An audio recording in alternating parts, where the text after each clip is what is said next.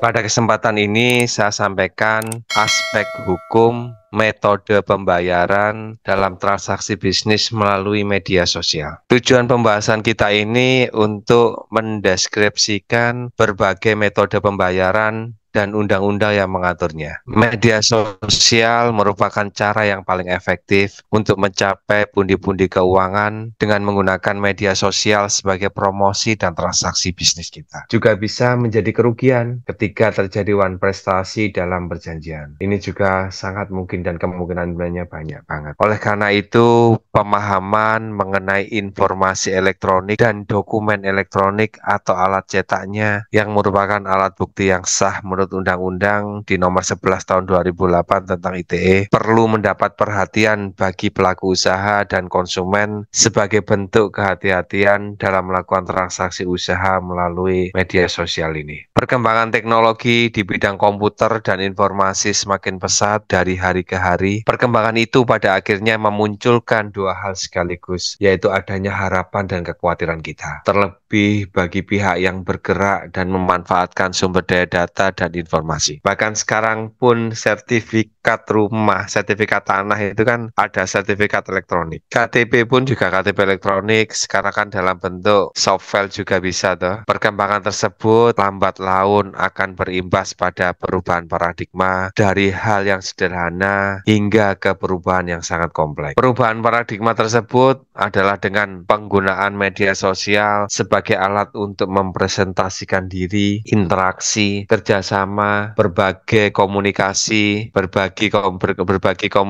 bahkan membentuk komunitas sosial dengan pengguna lainnya. Media sosial menjadi babak baru dalam era peradaban manusia. Media sosial pun berkembang dari beberapa jenis, misalnya media jejaring sosial atau social networking, jurnal online atau blog, jurnal online sederhana, microblogging, media berbagi, social sharing, penanda sosial atau bookmarking, media konten bersama, Wikipedia juga ada nggih. Berbagai jenis dan karakter media sosial tersebut memungkinkan seseorang untuk lebih mengefektifkan serta mengefisiensikan waktu serta jarak untuk menuangkan ide atau diskusi panjang lebar tanpa perlu kopi darat. Cukup dengan PC atau smartphone saja seperti yang kita jalani saat ini nggih.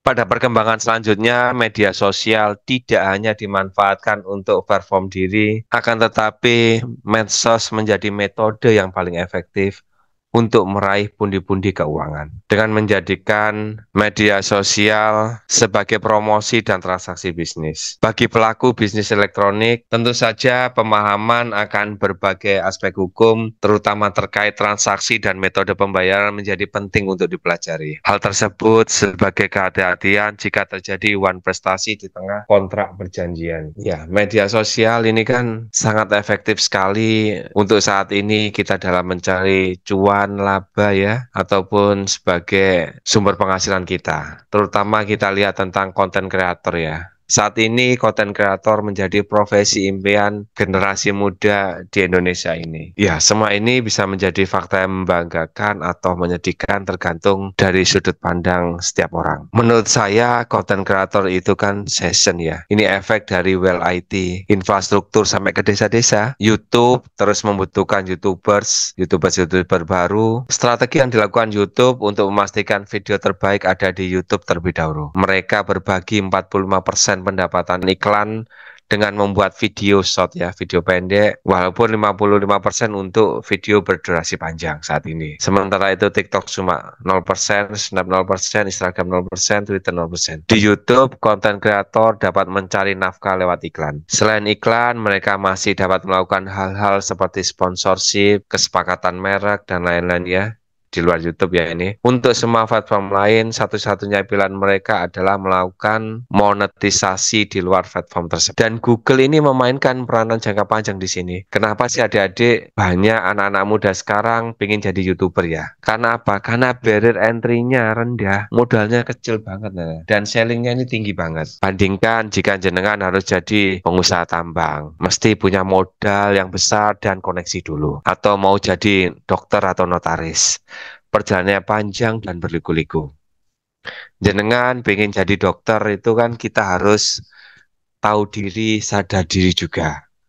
tahu diri, kemampuan kita mampu ndak untuk belajar sampai dengan jangka panjang tersebut. Sadar diri ndak orang tua kita siapa. Karena misalkan kita untuk kuliah kedokteran itu sampai sarjana pendidikan dokter itu kan minimal 4 tahun kalau lancar. Ditambah lagi dengan koas 2 tahun lagi, koas asisten ya, itu baru buat gelar. Kemudian kita harus praktek di rumah sakit atau puskesmas. Ya, kurang lebih 3 tahun untuk memperoleh izin dokter umum. Untuk lanjutkan S2 pun kita harus paling enggak 6 tahun dengan gaji yang jauh di bawah UMR. Kemudian harus kuliah lagi spesialis kurang lebih 4 tahun. Itu kan proses panjang, kita harus belajar dan uang itu kan masih tergantung pada orang tua kita ataupun siapa yang mau membiayai kita. Jadi YouTuber ini menjadi pilihan yang sangat efektif. Saat ini YouTuber Indonesia yang berpenghasilan tertinggi itu adalah keluarga Zuni ya. Mereka berhasil mengumpulkan hingga 183 miliar dalam setahun. Zuni and Family sendiri merupakan kanal YouTube dengan 17,3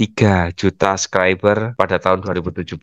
Kanal dengan rank A di hijau ini konsisten menampilkan konten bertema anak-anak. Modalnya cuma satu, storytelling skill, because stories sell, people tell.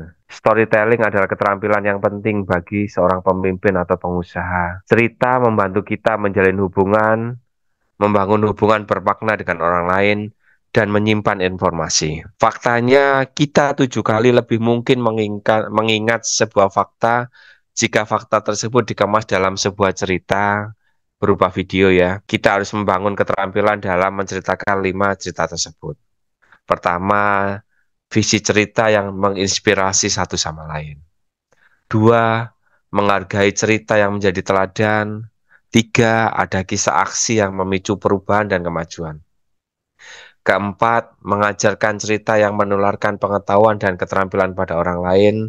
Dan 5, mempercayai cerita yang membantu orang memahami, terhubung, dan saling percaya. Ya, itulah efektifnya dari media sosial saat ini. Sudah menjadi hal yang lumrah apabila banyak kalangan masyarakat mempergunakan transaksi secara online. Orang lebih banyak melakukan belanja secara online saat ini. Karena itu, belanja online lebih mudah, praktis, cepat, dan efektif. Selain itu, dengan media online, setiap orang bisa melihat berbagai pilihan barang yang diinginkan tanpa perlu bergerak dari tempat ia berada. Untuk lebih mempermudah transaksi tersebut, konsumen bisa melakukan pembayaran dengan lebih fleksibel. Kita lihat contoh Shopee ya. Shopee semakin luar biasa. Saya lihat istri saya belanja, nggak cocok, itu pun misalkan warnanya beda, komplain. Itu kan yang menentukan misalkan apa ukurannya nggak sesuai, komplain. Kita dengan berdebat adu argumen di chat situ dan akhirnya Shopee yang menentukan. Dan saat ini perkembangan semakin ke sini saya lihat Shopee lebih cenderung membela konsumen. Terus dengan adanya Shopee ini sebagai pihak yang di tengah membuat kita belanja online semakin aman. Karena uang itu kan tidak langsung masuk ke rekening dari penjual tersebut.